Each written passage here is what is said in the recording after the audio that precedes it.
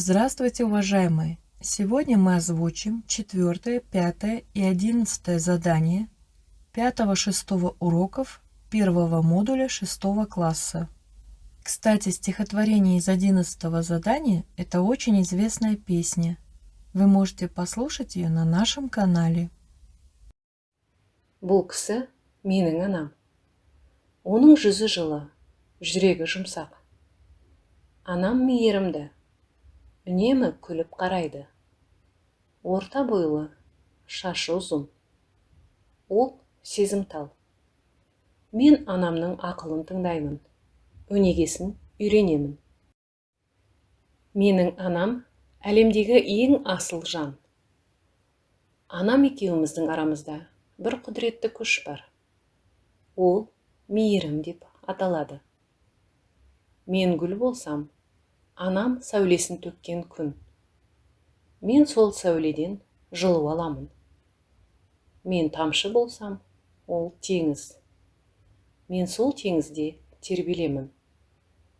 Мен құрақ болсам, ол мөлдір бұлақ. Мен сол бұлақтан нәр аламын.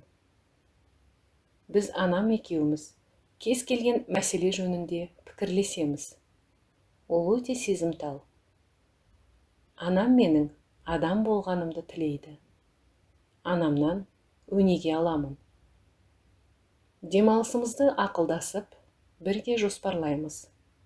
Бұл маған үлкен жауапкершілік артады. Анашым, шет жүрсем сағынарым, жабықсам шағынарым. Анашым, бір өзіңсің табынарым.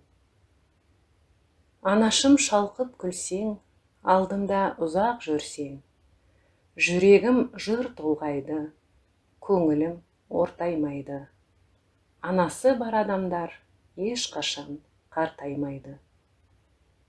Ұшырған сұңқарыңмын, қияға шырқарыңмын. Бәйгеге өзің қосқан тұлпарыңмын. Қорғаным өзің деймін, жан дала сөзің деймін. Анашым, сен ойласам, көз ілмеймін. Қайрат Жұмағалиев. Напоминаем, что полные конспекты уроков со всеми выполненными заданиями и переводом на русский язык вы можете приобрести, обратившись по телефону, изображенному на ваших экранах. Благодарим за внимание. До скорых встреч!